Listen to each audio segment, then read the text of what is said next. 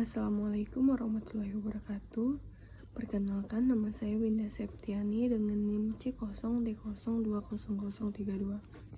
Di sini saya akan menyampaikan materi tentang aspek fiskal dari aset lancar berupa piutang, usaha, dan persediaan. Dasar hukum penagihan piutang pajak.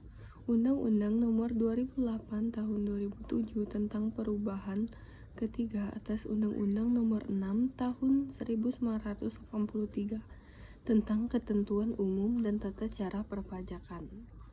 Konsep pajak PPN yang timbul dari piutang. PPN masukan pada hakikatnya adalah piutang, karena PPN dibayar dapat diklaim ke negara.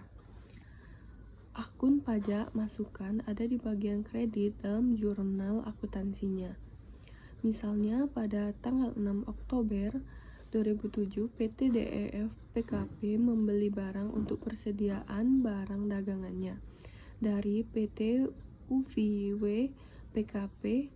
Harga belinya adalah 50.000. Konsep pajak PPN yang timbul dari piutang.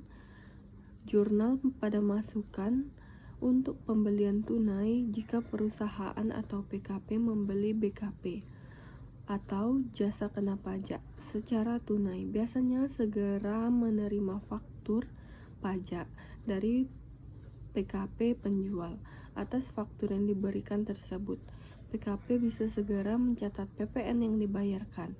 Jurnal PPN masukan untuk pembelian secara kredit. Perlakuan jurnal PPN masukan menjadi berbeda. Bila transaksi pembelian dilakukan secara kredit, pasalnya jika transaksi dilakukan secara kredit, maka faktur pajak dari PKP penjual baru akan diberikan apabila pembayaran atau transaksi tersebut dilunasi. Kegiatan penagihan piutang pajak secara umum: surat teguran, surat paksa, surat perintah pelaksanaan, penyitaan, dan lelang. Perlakuan pajak pada piutang tak tertagih. Piutang yang dihasilkan dari penjualan semacam itu biasanya diklarifikasi sebagai piutang usaha. Dalam prakteknya, sebagian pelanggan atau pihak yang berutang mungkin memiliki kendala sehingga tidak dapat membayar utang mereka. Dengan demikian, terdapat risiko sebagian piutang menjadi tak tertagih. Tentunya, risiko ini tidak menguntungkan bagi perusahaan. Perlakuan pajak pada piutang tak tertagih. Merujuk pada pasal 6 ayat 1 huruf H Undang-Undang 36 2008 tentang perubahan keempat atas Undang-Undang Nomor 17 Tahun 1983 tentang pajak penghasilan.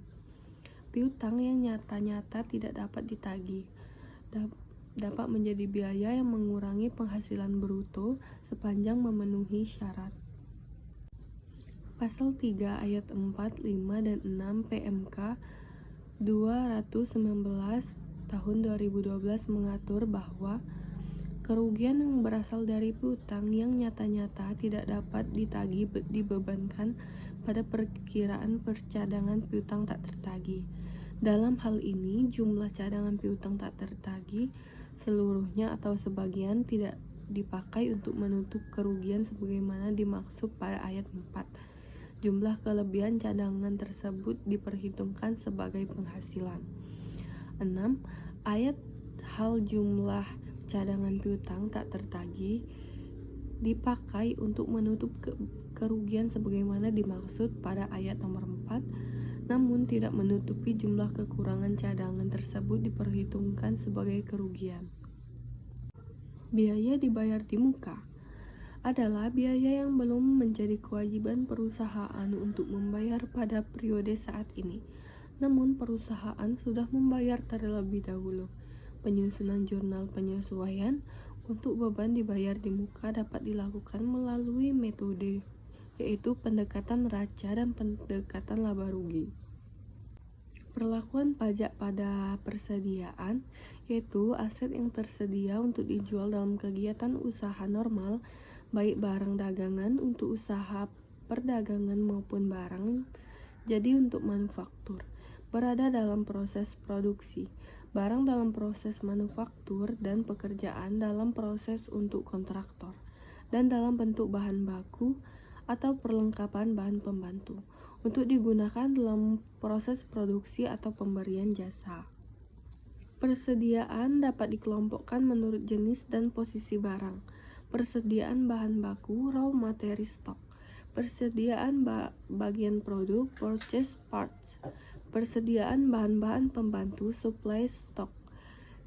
Persediaan barang setengah jadi, work in process. Persediaan barang jadi yaitu finished good. Baiklah, sekian yang dapat saya sampaikan. Lebih dan kurangnya mohon maaf. Saya akhiri. Wassalamualaikum warahmatullahi wabarakatuh.